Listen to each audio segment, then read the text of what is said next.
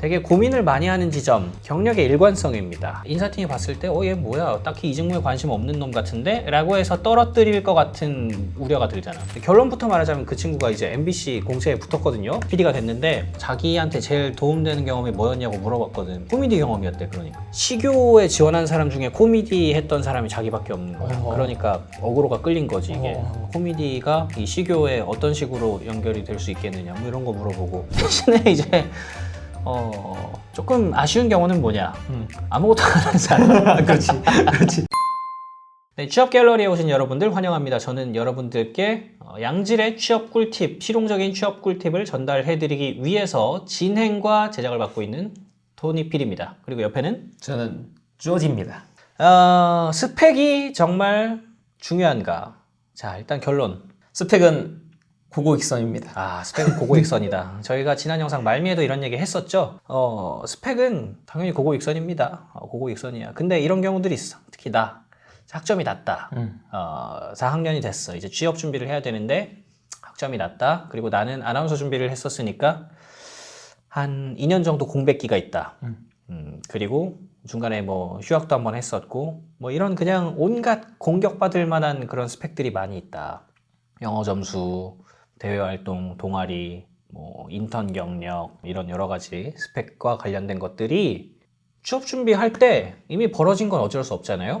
그거를 어떻게 우리는 자기소개서에 최대한 활용해서 잘 쓸 것인가에 대해서 이번 영상에서 얘기해 보도록 하겠습니다.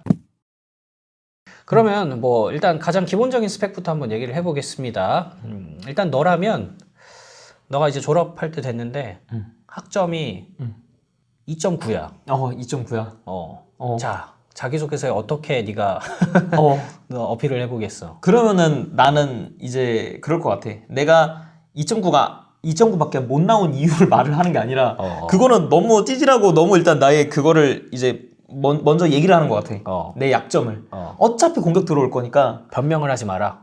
그냥 뭐 변명할 거라고 하는 거는 뭐 아니 어차피 자기소개 쓰는 내용들이 뭐 변명이 되겠지만 분명히 2.9가 나온 건 이유가 있을 거야. 그러니까 이게 면접 때는 정확하게 딱 물어볼 수가 있잖아. 그렇지. 면접관이 뭐 학점이 그렇게 높진 않으시네요? 하고 뭐 그런 이유가 있었어요? 하면은 이런 얘기를 할 수 있는데 자기소개서는 오로지 그 서류 안에서 모든 이야기가 다 되니까. 그렇지. 질문을 안 받은 상태에서. 그렇지.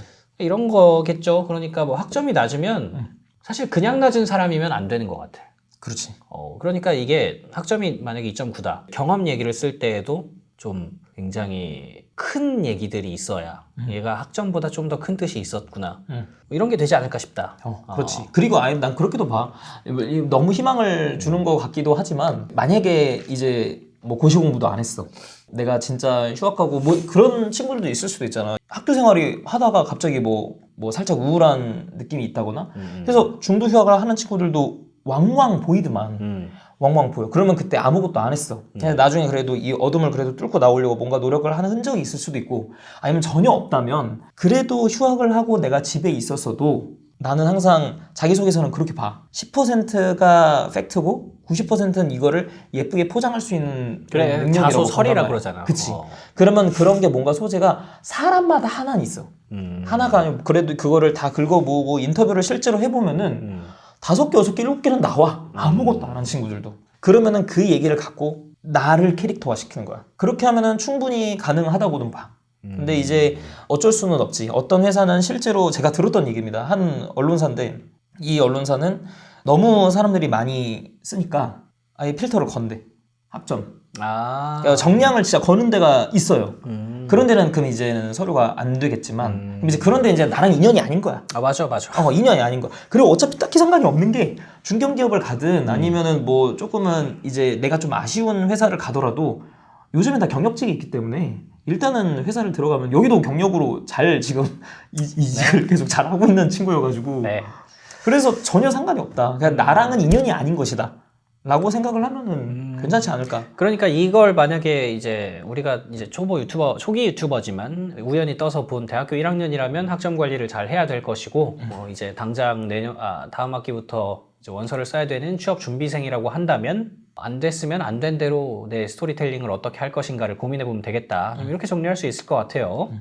그리고 또 우리가 되게 고민을 많이 하는 지점, 경력의 일관성입니다. 금융권 회사에 지원을 한다. 근데 내가 하고 있는 경력은 뭐 IT 회사에서 인턴 했던 경험, 그리고 뭐 동아리는 뭐 연극 동아리 했고, 기타 동아리 했고, 방송국 활동했고, 뭐 학교 방송반 그런 활동했고, 그리고 뭐 전공 자체도 딱히 경제나 경영이 아니고, 근데 내가 금융 관련해서 준비했던 거는 이제 금융 자격증이 있다. 뭐 금융 3종이라든지 AFPK 이런 자격증들이 있죠. 이런 경우에 이제 고민이 되는 겁니다. IT 회사에서 인턴했던 경력을 쓸까 말까. 왜냐면 이게 인사팀이 봤을 때, 얘 뭐야, 딱히 이 직무에 관심 없는 놈 같은데? 라고 해서 떨어뜨릴 것 같은 우려가 들잖아. 이런 경우에 이제 써야 될지 말아야 될지에 대해서 한번 토론을 해보겠습니다. 어떻게 생각합니까?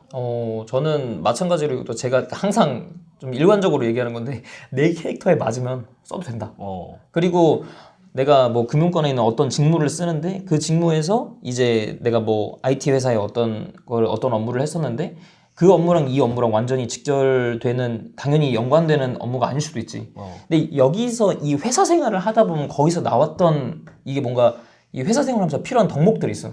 그 덕목이 있으면 난 그 덕목을 좋은 사례로 써서 쓰겠지.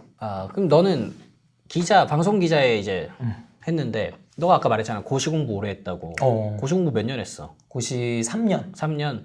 고시 3년 경험이 평가자가 봤을 때 딱히 좋았을 것 같아? 아니면은 나빴을 것 같아? 나는 좋아했을 것 같아. 좋아했을 것 같아. 왜? 나는 거기에서 이제 고시 공부를 한 거에 대한 나는 좀 어느 정도의 자부심은 있는 거는 3년 동안 공부를 한 게 어쨌든 최종 합격은 못했고 당연히 떨어졌지만 난 두 가지였어. 하나는 나는 4개의 전공을 했다라고 생각을 해. 행정학, 그리고 경제학, 행정법, 그리고 정치학. 물론 이제 정보체계론이라고 하는 그 선택 과목인데 이거는 뭐 행정에 포함되는 거니까 4개 전공을 했다라고 하는 게 나는 이제 사람들한테 항상 난 좀 그런 식으로 생각을 했어. 그래서 나는 지식이 되게 깊게 팠던 사람이다 라고 하는 게, 근데 기자 직무에서는 되게 중요하거든. 지식이라고 하는 거는. 그래서 그냥 내가 정보를 서치하는 것보다 내가 알고 있는 상황에서 정보를 서치하면은 당연히 좀 더 내 거가 흡수가 빨리 되고, 그리고 좀 더 현실을 바라보는 관점이 조금 더 객관적으로 보인다고 저는 봅니다. 그래서 난 이게 되게 그 큰 장점이라고 생각해서 그걸 썼고, 두 번째는 뭐였냐면은 이걸 되게 예뻐해 줄 것이다라고 생각을 했었는데, 어느 한 분야에서 3년 동안 열심히 공부를 한 거는 끈기라고 보고 성실성이라고 봤어. 그래가지고 나는 그 부분을 되게 좀 집중적으로 썼던 것 같아. 저는 되게 끈기가 있고 열심히 하려고 했던 사람이고, 그 다음에 실제로도 그거에서 뭐 후회가 없다 라는 식으로 얘기를 한 거 자체가, 나는 이게 사회생활을 할 때 사실상 결국에는 누가 먼저 현타가 와가지고, 뭐 나도 마찬가지였지만 저기 한 달, 2달 한 다음에 나가는 사람을 뽑고 싶지는 않거든 여기도. 그 다음에 더 나아가서는 내가 얘를 열심히 키워서 우리 회사에 대한 이바지를 할 수 있는, 자 그렇게 하다 보면 어쨌든 우리나라는 아직은 좀 상명하복이라고 하는 게 좀 있으니까 성실하게 회사 생활을 하면서 그 좀 하이라키가 좀 있는 그런 구조에서 윗사람들의 말을 잘 듣는 사람을 좀 더 원할 수 있는 그런 사람을 뽑기 때문에, 요즘엔 좀 바뀌었다고 하지만 그래도 좀 그런 게 많이 남아있는 회사들이 있는 건 사실이거든요. 나는 그런 거를 좀 보여준 거야. 그러면은 그러니까 너 말 들어보니까 내가 뭘 했든 간에 여기서 어떤 가치를 뽑아내느냐 그 싸움인 것 같은데. 그렇지.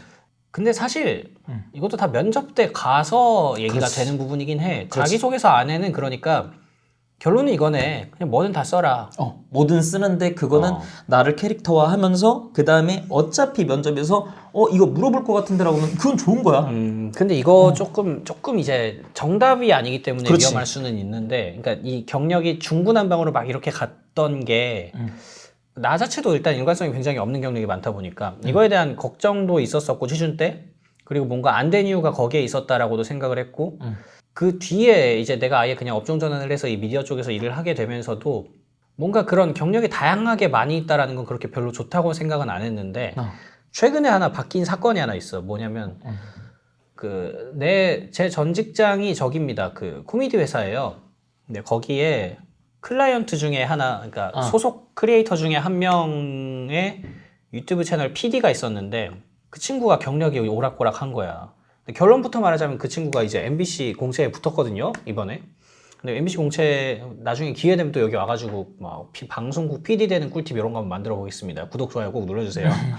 그러니까 결론부터 말하면 MBC PD가 됐는데, 나는 솔직히 말해서 경력이 막 이렇게 가는 게 되게 안 좋을 거라고 생각해가지고 그 친구랑 꽤 친했었는데 얘기할 때 뭐 내 주제에 막 이렇게 해라라고 얘기한 건 아니고 근데 뭔가 그 경력이 막 왔다 갔다 하는 게 좋지 않은 것 같다. 그러니까 왔다 갔다가 어떤 식이었냐면 그 친구는 시교 PD가 되고 싶은데 시사교양 경력이 인간극장 PD 했다가 코미디에 와서 코미디 PD 하고 있다가 그리고 뭐 개인적으로 뭐 영화도 만들었더라고. 그러니까 독립영화 막 스스로 만들어보고 그러니까 이게 막 문화, 코미디, 예능, 시사교양 그리고 뭐 인간극장 이런 거는 뭐라 그럴까 교양이잖아. 왔다 갔다 하잖아. 이러니까 되게 힘들 거라고 생각했는데 이번에 최종 붙고 나서 보니까 자기한테 제일 도움되는 경험이 뭐였냐고 물어봤거든. 코미디 경험이었대. 그러니까. 그러니까 이게 그 MBC 면접에 가니까 시교에 지원한 사람 중에 코미디 했던 사람이 자기밖에 없는 거야. 그러니까 어그로가 끌린 거지 이게. 면접 때 막 코미디는 왜 했냐 물어보고 코미디가 이 시교에 어떤 식으로 연결이 될 수 있겠느냐 뭐 이런 거 물어보고 그랬다고 하더라고. 그러니까 내 편견이 그냥 다 깨졌어 그때부터. 그래가지고 저도 결론적으로는 그렇게 생각합니다. 이게 경력이 일관성이 없다라는 거는 물론 뭐 누군가는 보기에 따라서 이게 안 좋다라고 생각을 할 수 있겠지만은 저는 그냥 무조건 다 써야 된다고 생각을 해요. 왜냐하면 자기소개서는 떨어지면 그것 때문에 떨어졌는지 알 수가 없어. 맞아. 그치? 맞아. 알 수가 없지. 네, 그것 때문에 떨어지는 알 수는 없는데 면접에 가면 일단 그 부분에 대해서 다 궁금증이 생깁니다. 또 그 제 경험을 하나 말씀드리자면 저는 아나운서 준비를 했었다고 말씀드렸잖아요. 이제 막 이 아나운서 준비 했다라고 하면 뭔가 말을 또 이렇게 하게 돼. 그 막 굉장히 포멀하게 하게 돼. 했었는데 이게 나중에 공채 갈 때 보니까 뭐 홈쇼핑 PD 이런 데 지원하고 그랬거든요. 그리고 아나운서 준비했던 경험이 여기에서 어떻게 발휘될 수 있는지 그 역량이 이런 거를 무조건 물어보더라고요. 그러니까 이거는 딱 그 싸움인 거야. 그 질문 들어왔을 때 내가 얼마나 대답 잘 하느냐. 그렇지. 그렇지. 그러니까 그걸 준비해야지 이 경력을 여기다가 쓸까 말까 일관성이 떨어지는데 이거 붙는데 중요하지 않을까 말까 이게 걱정할 필요가 없다라는 것을 저도 그 일련의 경험들을 통해서 좀 이제 알게 됐습니다. 그러니까 혹시 저 같은 아니면 여기처럼 뭐 고시공부 오래 했든 좀 막 꿈을 못 정해서 막 오락가락 했든 이 보는 사람들 중에서 그런 분들이 계시다고 하면은 뭐 걱정하지 말고 그냥 다 써도 되겠다 이렇게 생각을 합니다. 대신에 이제 조금 아쉬운 경우는 뭐냐? 아무것도 안 하는 사람. 그렇지. 진짜 뭐 아무것도 안 하셨으면은 그래도 뭐 국내 여행이라는 게 더 뭔가 갔으면 국내 여행이라도 이거는 뭔가 각색해서 내가 충분히 만들어낼 수 있으니까 본인이. 그래서 이제 그래도 뭔가라도 해본 게 좀 더 유리는 합니다. 그러니까 이게 경력은 영끌을 해야 돼. 그렇지. 내가 했던 모든 경력을 다 쓴 다음에 이 질문에 다 면접 때 제발 질문해 주세요라는 마음으로 해야 돼. 이게 내 경력을 오픈하는 거에 대해서 부끄러워하면 안 되는 것 같아. 아니 이게 정말 저는 되게 긍정적인 마인드일 수 있는데 그래서 아까 내가 말을 했던 것처럼 캐릭터화라고 했던 게 약간 이거랑 일맥상통하거든. 아니 아까도 똑같아. 시사교양 PD를 뽑는데 왜 코미디 PD를 했던 사람이 와? 라고 하면 이건 억울하거든. 근데 그거는 나도 항상 똑같았어. 기자 자기소개 쓸 때도 아니 스포츠 얘기를 얘가 갑자기 축구 감독 쓴 걸 왜 얘기해? 난 이런 거는 다 노린 거야. 그 다음에 뭐 이제 그런 얘기 있었어. 뭐 경제를 난 되게 잘 알고 잘 한다. 그래서 뭐 감정평가사 공부도 하고 싶다. 뭐 이런 얘기도 썼고 법학도 공부했다는 얘기도 썼고. 그럼 이제 나는 제발 물어보라 이거야. 그거가 나는 다른 사람들 절대 안 썼을 거라고 보기 때문에 이럴 거면 당연히 물어보지 않을까라고 한다면은 면접을 준비를 할 때 그걸 준비를 하면 돼. 그래서 나는 뭐 이게 누군가는 그걸 보면서 이거 공격당하지 않을까? 내가 지금 금융권을 지금 뭐 했는데 내가 편의점 알바한 걸 왜 쓰지? 그러면 물어보면 감사한 거지. 나는 그걸 미리 준비할 수 있잖아. 나머지 너무 천편일률적으로 썼던 사람들은 내가 무슨 질문이 들어올지도 예측이 안 돼. 근데 좀 내가 좀 난 좀 특이한 경험을 쓴 것 같은데 라고 한다면은 무조건 물어볼 텐데. 그럼 이제 그거를 업무 적합하게 이 회사의 사조에 맞게 내가 답만 만들어내면 되는 거잖아. 그래가지고 면접 준비할 때도 훨씬 더 유리할 것이다 라고 생각을 합니다. 네. 그래서 경력은 이 정도로 정리하면 될 것 같습니다.